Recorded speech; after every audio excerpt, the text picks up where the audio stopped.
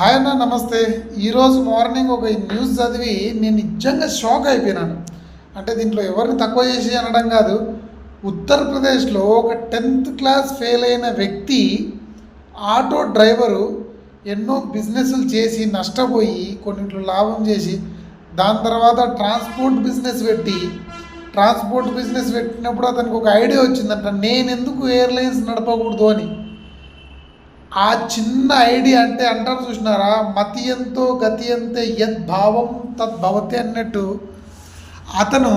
అతనికి వచ్చిన ఒక ఐడియా, నేను ఎందుకు నడపకూడదు ఎయిర్లైన్స్ అని ఈరోజు శ్రవణ్ కుమార్ అనే అతను శంక్ ఎయిర్లైన్స్ అనే ఒక పెద్ద సంస్థని ఏర్పాటు చేసి ఈరోజు మన ఏవియేషన్ మినిస్టర్ రామ్మోహన్ నాయుడు గారి దగ్గర ఎన్ఓసి కూడా తీసుకున్నాడన్న.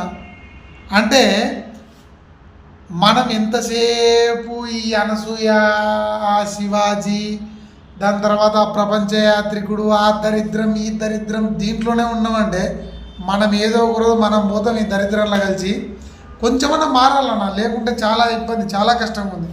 ఇటువంటి నిజంగా మోటివేషనల్ అంటే ఇటువంటి చూసినప్పుడు నిజంగా మెంటలెక్కిపోతుంది చాలా. అసలు అతనికి హ్యాట్స్ ఆఫ్.